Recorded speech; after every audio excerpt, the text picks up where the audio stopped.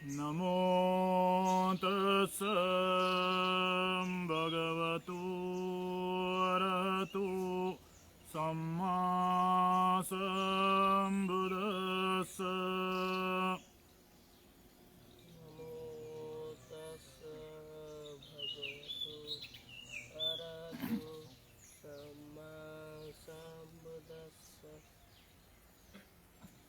बुद्धं शरणं गच्छामि। बुद्धं शरणं गच्छामि। धम्मं शरणं गच्छामि। धम्मं शरणं गच्छामि। संघं शरणं गच्छामि। संघं शरणं गच्छामि। द्वितीयंपि बुद्धं शरणं गच्छामि। तृतीयं ते बुद्धं शरणं गच्छामि। द्वितीयंपि धम्मं शरणं गच्छामि। तृतीयं ते धम्मं शरणं गच्छामि। द्वितीयंपि संघं शरणं गच्छामि। तृतीयं ते संघं शरणं गच्छामि। तृतीयंपि बुद्धं शरणं गच्छामि। तृतीयं ते बुद्धं शरणं गच्छामि। तृतीयंपि धम्मं शरणं गच्छामि। तृतीयं ते धम्मं शरणं गच्छामि। तृतीयंपि संघं शरणं गच्छामि। तृतीयं ते संघं शरणं गच्छामि।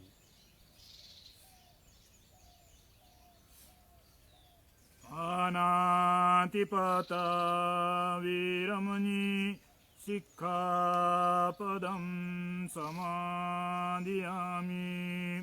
पानातिपाता वेरमणि सिक्खापदं समादयामि।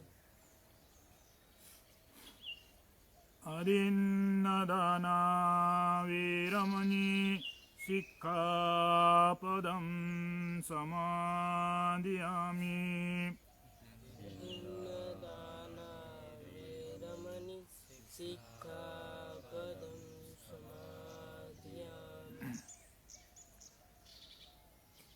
कामेषु मिच्छाचारा वीरमणि सिक्खापदं समादियामि।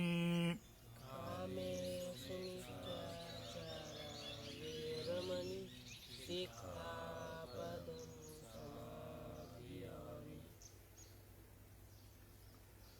मुसावादा वीरमणि सिक्खापदं समादियामि।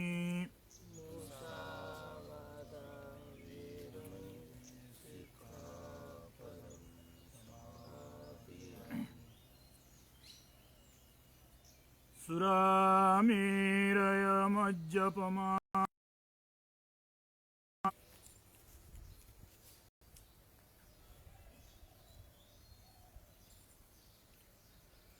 सब पापसकरणं सब पापसकरणं कुशलस्य उपसम्पदा कुशलस्य उपसम्पदा सचित्तपरियोदपनं सचित्तपर्योदपनम् एतं बुद्धानुशासनम् एतं बुद्धानुशासनम् साधु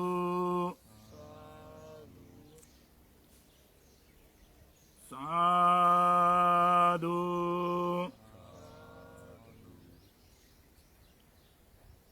साधु साधु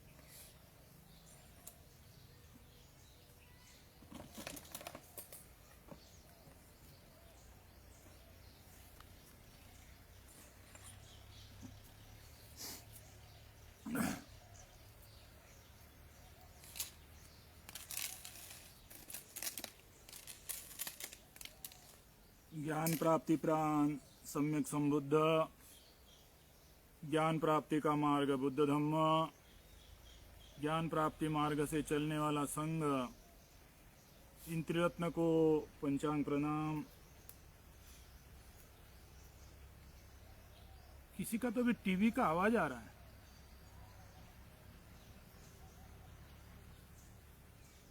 आज ये 31वां धम्म प्रवचन माला ऑनलाइन धम्म प्रवचन माला। आज हमने विषय ये घोषित किया था कि 2-3 हफ्ते पहले से हम लोग बौद्ध दर्शनीय स्थल इस विषय पर बात जारी रखे हैं और आज भी उसी का तीसरा भाग इस रूप में हम प्रवचन देने वाले थे। आप मेरे पीछे का दृश्य भी देख रहे हैं कि बुद्ध धम्म दर्शनीय स्थल की जो बातचीत होने जा रही है उस बातचीत को शोभा दे या फिर उस बातचीत से संबंधित जो दृश्य होना चाहिए, पीछे का दृश्य होना चाहिए, इस दृष्टि से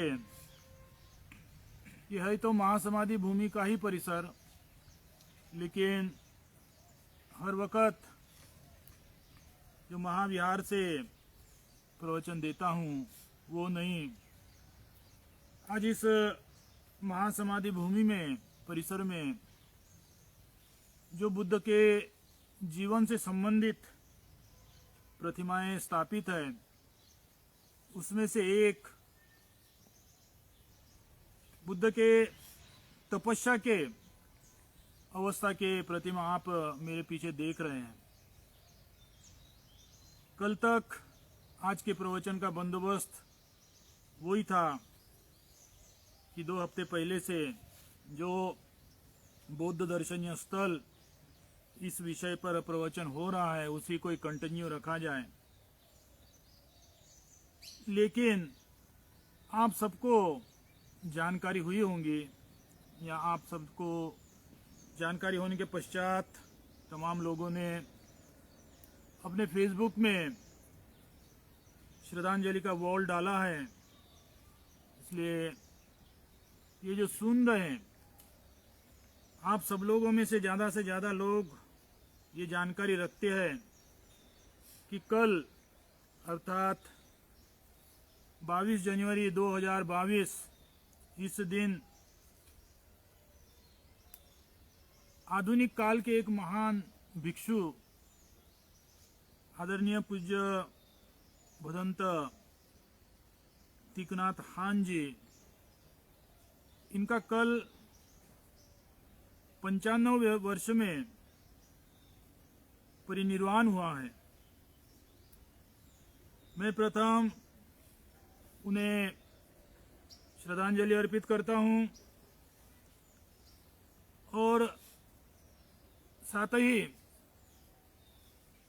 मैंने उनके बारे में या तो देखा या तो पढ़ा, उसके माध्यम से जो भदंत तीकनाथ हान जी के ऊपर मेरा जो विचार है वो पेश करने जा रहा हूं।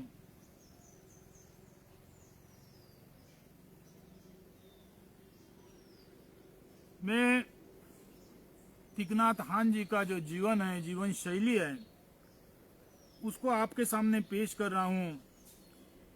लेकिन आपसे गुजारिश है कि आप उनके जीवनी को एक पराया जीवन ना समझते,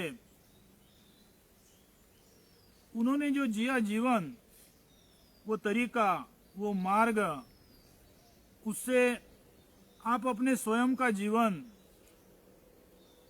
तुलना करें कि उनका जिस तरह का विचार था वो विचार मेरे अंदर में रुझा है कि नहीं, रुझ रहा है कि नहीं। उनके विचार से मेरा विचार कितना मिलता जुलता है, उनके आचरण से आपके जीवन का, आपका जीवन वो जिस दिशा से जिए, वो जिस आचरण से जिए, वही दिशा से, वही आचरण से आपका जीवन भी आरंभ है या नहीं, ये आप एक एक शब्द के पीछे अपने जीवन के ऊपर लागू कर कर देखेंगे तो आज का प्रवचन आपको लाभदायक होगा।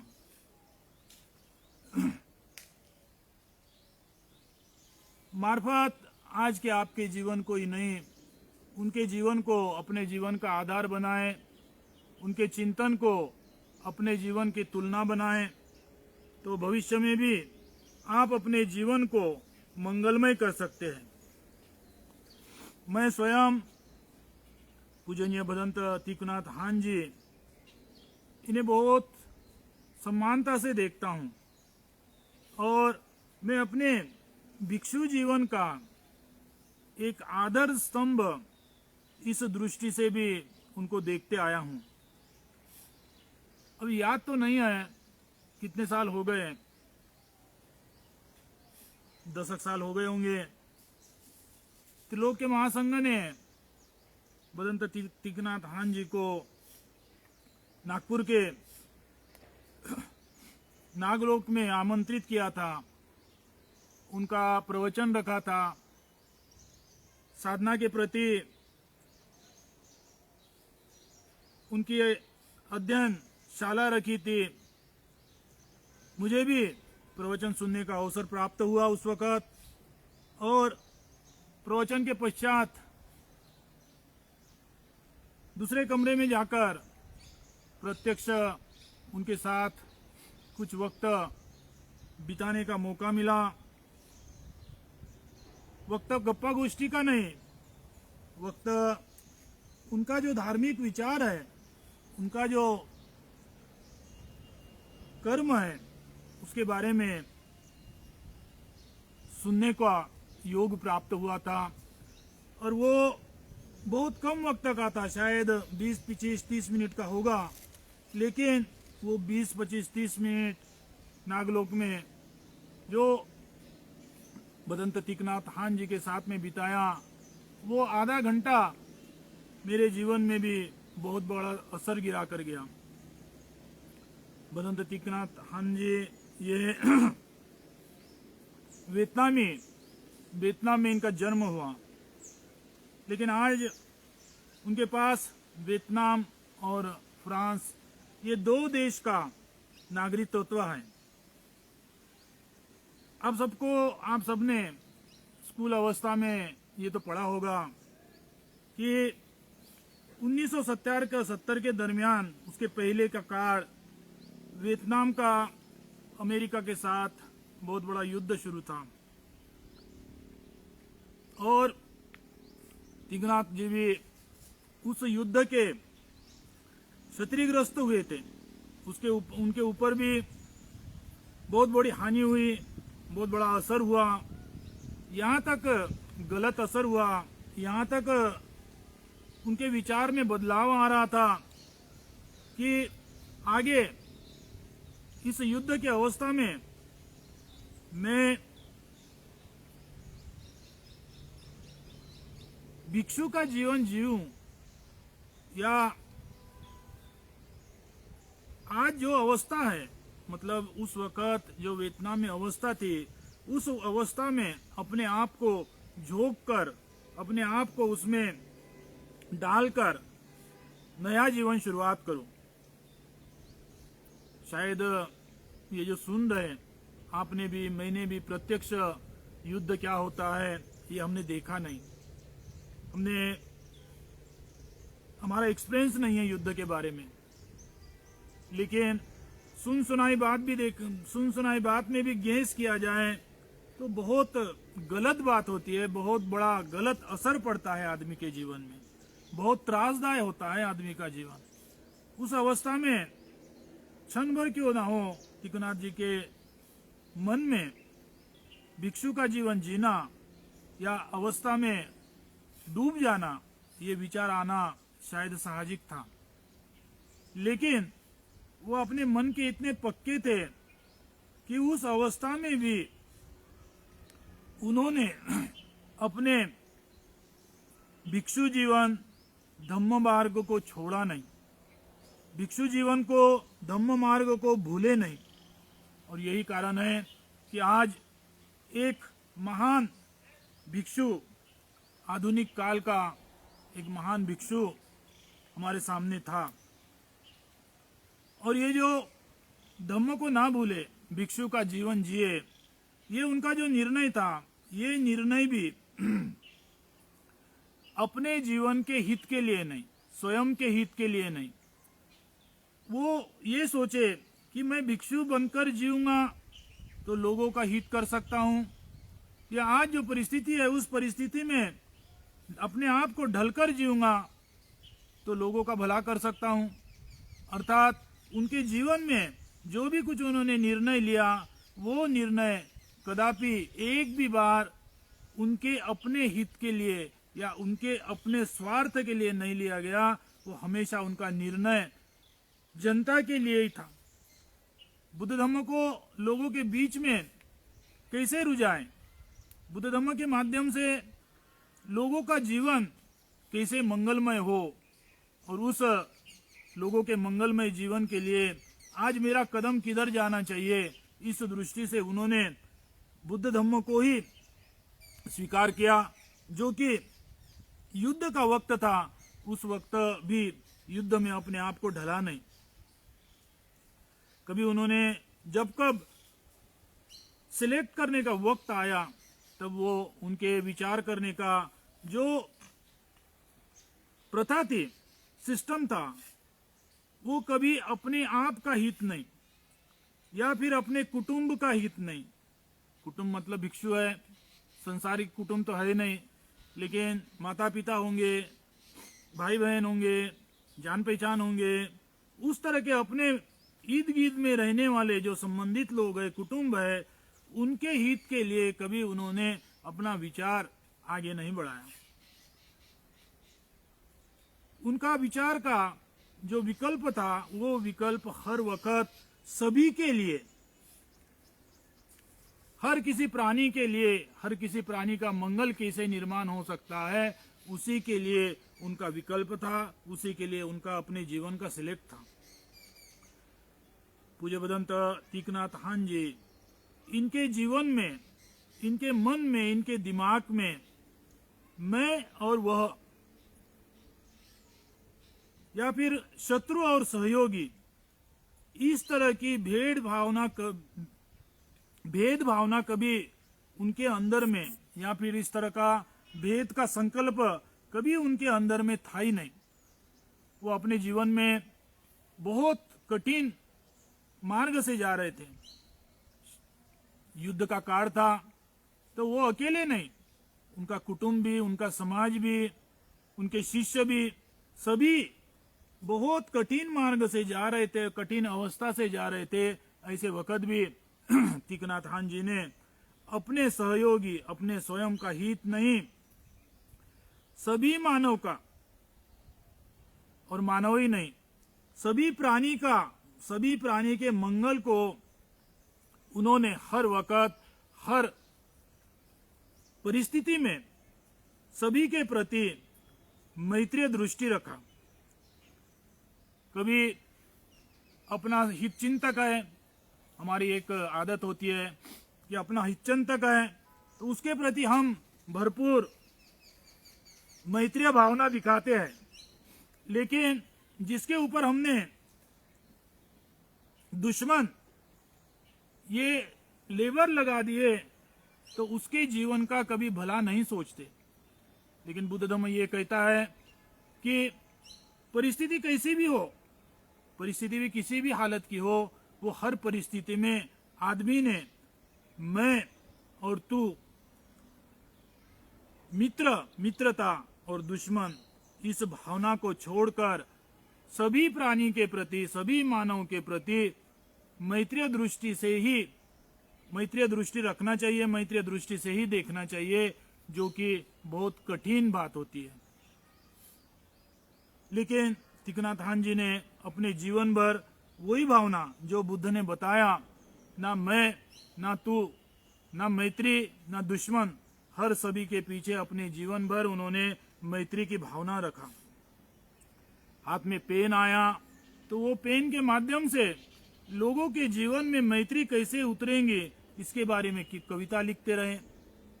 कभी उन्होंने अपने पेन के माध्यम से किसी की आलोचना नहीं किया, किसी की गाली नहीं किया, मैं कौन हूँ, मैं कितना महान हूँ, ये बताने की कोशिश नहीं किया।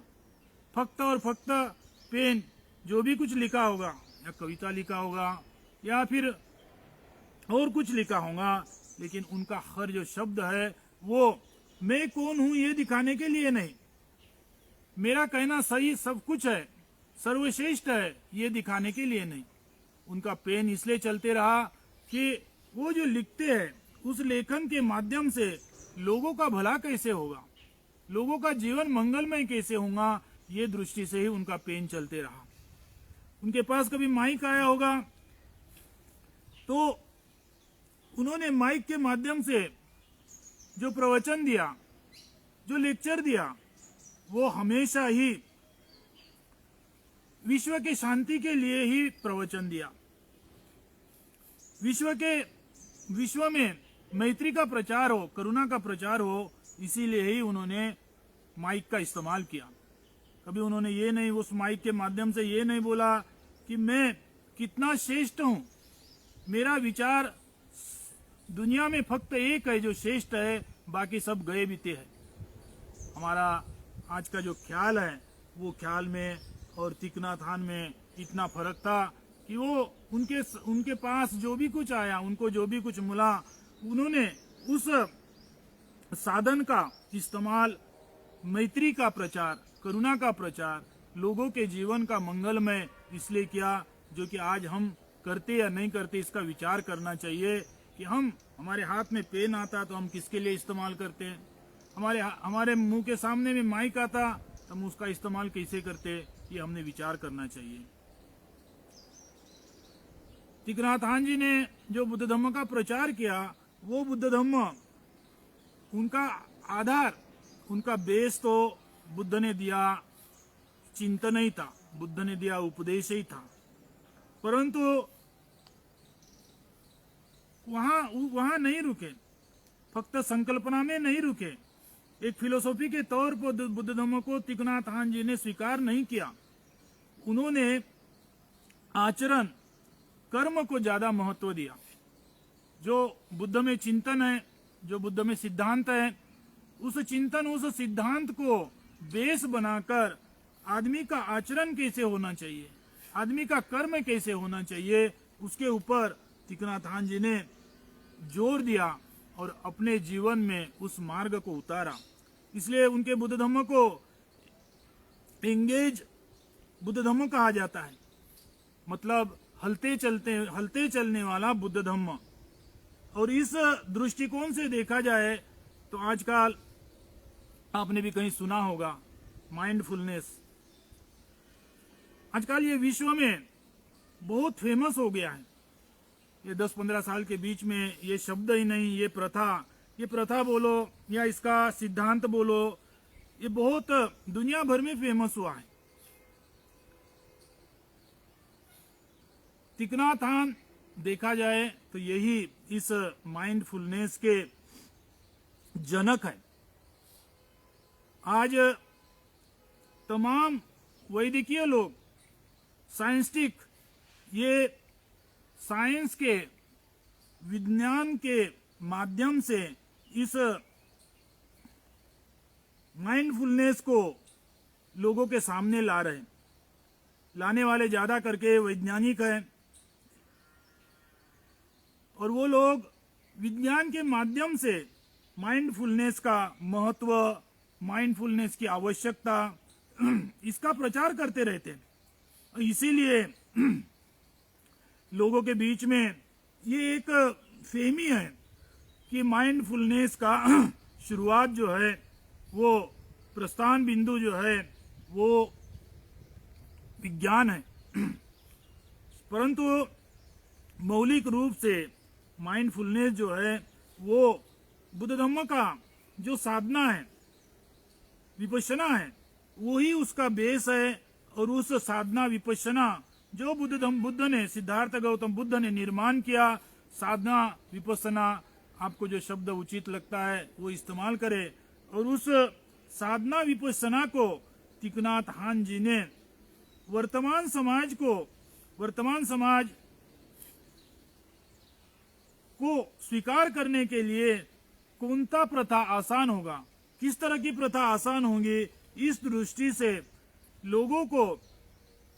लोग किस तरह का परिवर्तन करने से इजीली उसको स्वीकार करेंगे, इस दृष्टि से उन्होंने उसी सिद्धार्थ गौतम ने निर्माण किया विपश्यना, सिद्धार्थ गौतम ने निर्माण किया साधना को आगे बढ़ाया।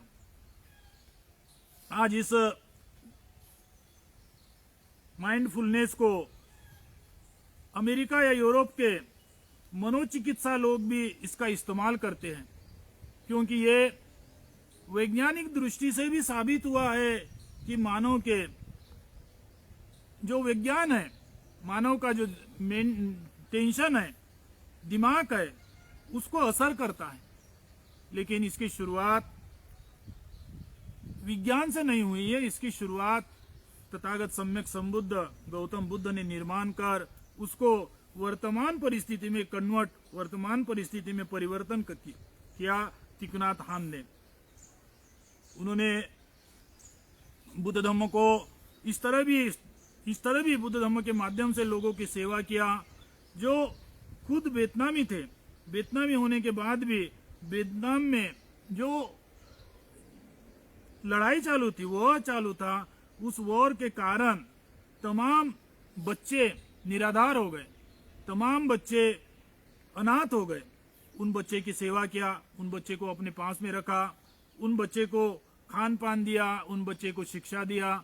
जो एक माता पिता अपने बच्चे को जिस तरह का पालन पोषण करते हैं, उस तरह का पालन पोषण वॉर के माध्यम से जो निराधार बन गए, वॉर के माध्यम से जो अनाथ बन गए, उन बच्चों के लिए थीक नाथ हान जी ने सेवा किया। साथ में फक्त बच्चे ही नहीं, जो शरणार्थी हो गए, वॉर के कारण जो शरणार्थी बन गए, उनके लिए भी सहायता का हाथ दिखाया। साथ में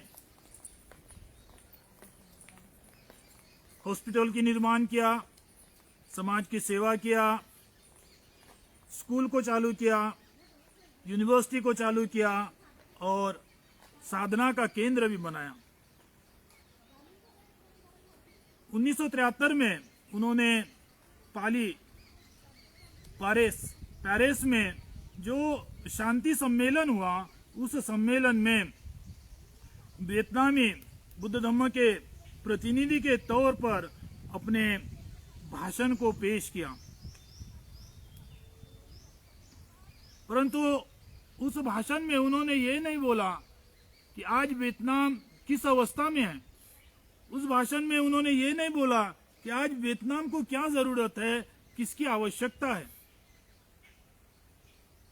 थीक नाथ हान ने ये बोला कि परिस्थिति अवस्था कैसी भी हो, दुनिया में मैत्री का प्रचार होना चाहिए, करुणा का प्रचार होना चाहिए, समता का प्रचार होना चाहिए। जब तक इस दुनिया में मैत्री, करुणा, समता रूझती नहीं, तब तक आज एक खत्म हो जाएंगी, कल दूसरी लड़ाई आएंगे, कल दूसरा खत्म हो जाएगा तो परसों तीसरा युद्ध चालू होगा। आज हम इतिहास में यही देख रहे हैं, एक खत्म नहीं होता तो दूसरा चालू होता, दूसरा खत्म नहीं होता तो तीसरा चालू होता। क्यों कि समाप्ति के वक्त हर कोई ये चाहता है कि मैं जीत गया तो मेरी इच्छा पूरी होनी चाहिए, मैं जीत गया तो मेरी चाहत पूरा होना चाहिए। इस दृष्टि से मीटिंग किया जाता है, इस दृष्टि से सम्मेलन किया जाता है। इसलिए दुनिया में कभी या आज तक भी नहीं, आशा तो है कल युद्ध बंद होना चाहिए, लेकिन फक्त आशा में ना रहे, यही आशा है। उनका कहना यह था कि किसी परिस्थिति में हो, किसी हालत में हो, युद्ध ये गलत है, युद्ध करना ही गलत है। आज जो वियतनाम की परिस्थिति है उसे सुधारने से पहले हमने ये विचार करना चाहिए कि युद्ध क्यों निर्माण होती है, युद्ध की शुरुआत क्यों किया जाता है, युद्ध को क्यों आरंभ किया जाता है, ये हमने सोचना चाहिए और उस युद्ध के आरंभ को समाप्त कर देना चाहिए। आज युद्ध इसी कारण, ये जो थीक नाथ हान जी का शब्द था, ये शब्द उस वक्त के वियतनामी सरकार को देश विरोधी लगा, राष्ट्र हित में नहीं स्वीकार किया। उनको लगा कि बुद्ध धम्म का प्रतिनिधि के तौर पर जा रहे, लेकिन थीक नाथ हान उस सम्मेलन में वियतनाम की परिस्थिति के बारे में भाषण देंगे, वियतनाम को जो आवश्यकता है उसके बारे में भाषण देंगे, लेकिन उन्होंने उस तरह का भाषण ना देते हुए बुद्ध धम्म में जो गहराई से कहा गया मैत्री, करुणा, समता, उसके बारे में भाषण दिया। और वहाँ के जो लोग थे, वो लोगों को वो भाषण पसंद नहीं आया। इसके लिए उन्होंने उनको वियतनाम में लौटकर आने के लिए ही मना कर दिया, आने को ही नहीं दिया। वो भी फ्रांस में एक शरणार्थी का रूप लेकर रहने लगे। 1982 में साउथ फ्रांस में प्लम ब्लेज करके एक मेडिटेशन सेंटर, साधना का केंद्र शुरुआत किया। वो केंद्र बहुत छोटा सा केंद्र था। आज आपके गांव में भी 20 बाय 20 का, 15 बाय 15 का जो विहार होता है, उतना ही उनका भी शुरुआत का साधना केंद्र था। लेकिन आज जो उनका साधना केंद्र है, वो साधना केंद्र दुनिया के कोने कोने में है। उनके साधना के प्रथा को, उनके जो साधना के पीछे जो उनकी भूमिका है या उनका जो चिंतन है, उसको दुनिया स्वीकार कर रही है। उनके आध्यात्मिक मार्गदर्शन के कारण प्लम ब्लेज ये छोटा सा साधना केंद्र था, लेकिन आज वेस्टर्न कंट्री, वो फिर अमेरिका हो या फिर यूरोप हो, जगह जगह में उसका ब्रांच बना हुआ है। भारत में भी कुछ जगह है। उन्होंने अमेरिका के संसद में भी साधना सिखाया, अमेरिका के संसद में भी विपश्यना सिखाया। पाली के यूनेस्को के मुख्यालय में भी उन्होंने साधना सिखाया। हिंसा और युद्ध के बारे में, ग्लोबल वार्मिंग, ये ग्लोबल वार्मिंग ये इस पृथ्वी को गलत मार्ग से लेकर जा रहा है, उसको जल्द से जल्द सुधारने की कोशिश करना चाहिए, ये लेक्चर दिया। साथ में उन्होंने भारत में जो दिल्ली का संसद है, उस संसद में भी अपना भाषण दिया। 1967 में पास्टर मार्टिन लूथर किंग, इन्होंने नोबेल प्राइज के ऑफिस में ऑफर दिया था कि इस वक्त का नोबेल प्राइज भदंत थीक नाथ हान को ही मिलना चाहिए। अफसोस उनको मिला नहीं। मैं फेसबुक में देखा काफी लोगों ने ये लिखा है कि नोबेल प्राइज गेट किया है, मिला हुआ है, लेकिन आखिरी तक गया था, बात आखिरी तक गया था, लेकिन वो बात अंतिम तक नहीं जा पाई। उन्हें नोबेल शांति पुरस्कार मिलना नहीं हुआ। वो पास्टर किंग ने भी अपने समाज कार्य के गुरु के रूप में अपने समाज कार्य, जो अमेरिका में काले गोरे का समस्या है, काले गोरे का समस्या है, उस काले गोरे के समस्या के लिए किंग लूथर ने, थीक नाथ हान ने जो कदम उठाया, जो कदम से चले, उसी कदम को स्वीकार कर कर अपने कार्य को आगे बढ़ाते रहे। और थीक नाथ हान का जो चिंतन होगा या फिर आचरण होगा, वो सभी उसका बेस बुद्ध धम्म ही है। थीक नाथ हान ने कभी ना तेरवाद को माना, ना महायान को स्वीकार किया। वो कहते हैं कि हम सभी ने बुद्ध ने जो दिया धम्म है वहां वापस लौटना चाहिए। बाकी तो बाद में बना है, लेकिन थीक नाथ हान का एक महान उपदेश ये था कि हमने बीच में बना बुद्ध का उपदेश नहीं, बुद्ध ने जो दिया उस उपदेश तक हमने लौटना चाहिए। तब कोई हम बुद्ध धर्म को सही ढंग से समझ सकते हैं। और उस अवस्था से, उस परिस्थिति से थीक नाथ हान जी ने तमाम धार्मिक कार्य किया, तमाम समाज कार्य किया, और उसी के वजह से, उनके कार्य के वजह से तमाम लोगों के बीच में बुद्ध धम्म प्रचारित हुआ। बुद्ध धम्म को लोग जानने लगे, बुद्ध धम्म को लोग स्वीकार करने लगे। आज इस 50 साल के बीच में जो बुद्ध धम्म का प्रचार हुआ होगा, तो उसमें बड़े से बड़ा जो कारण है, तो वो एक कारण है पूजनीय भदंत थीक नाथ हान जी। मेरे पास ज़्यादा से ज़्यादा तो जापानी लैंग्वेज में है, लेकिन उन्होंने लिखी तमाम किताबें मेरे पास में हैं। मैं आपसे एक ऑफर देता हूँ, एक आपसे गुजारिश करता हूँ कि आपके करीब में कहीं मिलता होगा, हिंदी में भी है, इंग्लिश में भी है, आप उनकी किताब को ज़रूर, एक नहीं दो नहीं, जितना हो सके आपसे उस किताब को पढ़े और उस किताब को स्वीकार कर कर अपने आचरण में, उस किताब के अंदर में लिखा हुआ उपदेश अपने आचरण में उतारे। मेरे व्यक्तिगत या फिर पूजनीय भदंत थीक नाथ हान जी जो संबंधित संस्था थी मार्फत, मैं या उस संस्था को ही नहीं, यह पृथ्वी एक महान व्यक्ति को खो दिया है। कल तक इस पृथ्वी के ऊपर एक महान व्यक्ति जी रहा था, एक महान भिक्षु जी रहा था, लेकिन कल के दिन को एक रेशा खींच दिए, तो आज हमारे पास वो एक महान भिक्षु, एक महान व्यक्ति हमारे में से निकल गए। हम लोग श्रद्धांजलि देते हैं। आज हम भी यहाँ इसके बाद में श्रद्धांजलि का कार्यक्रम, श्रद्धांजलि की गाथा बोलेंगे। श्रद्धांजलि के लिए भाषणबाजी होती है, श्रद्धांजलि के लिए पूजा होता है, श्रद्धांजलि के लिए फूल चढ़ाते हैं, तमाम प्रथा होती है। लेकिन मैं सोचता हूँ कि सबसे बड़ी जो श्रद्धांजलि है, वो श्रद्धांजलि थीक नाथ हान जी को हमने श्रद्धांजलि देना है।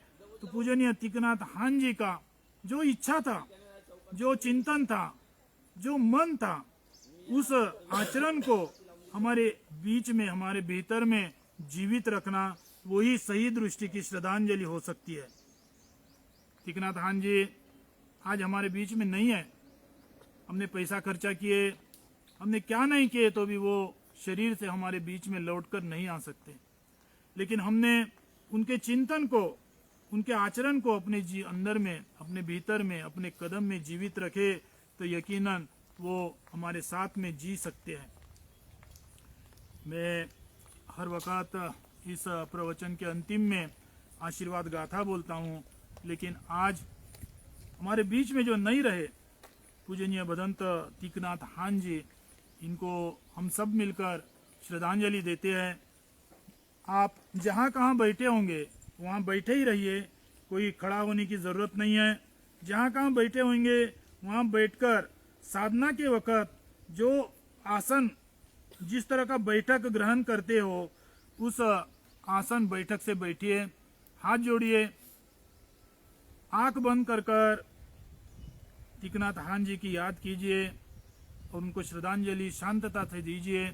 आपको कुछ बोलने की ज़रूरत नहीं है।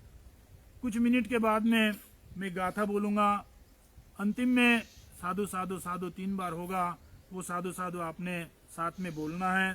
तब तक आप हाथ जोड़कर शांतता से पूजनीय भदंत तीकनाथ हान जी, इन्हें श्रद्धांजलि देंगे।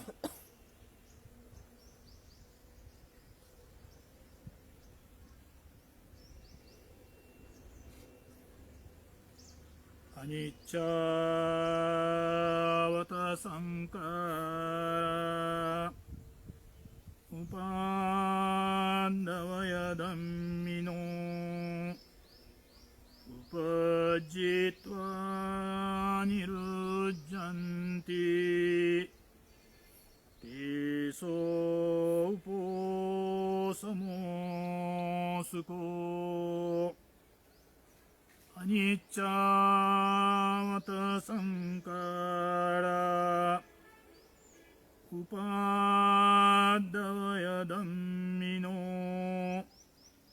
उपजित्वा निरुज्जन्ति तेषो उपोसमोऽसुको अनिच्चावत संकारा उपाद्दवयदम्मिनो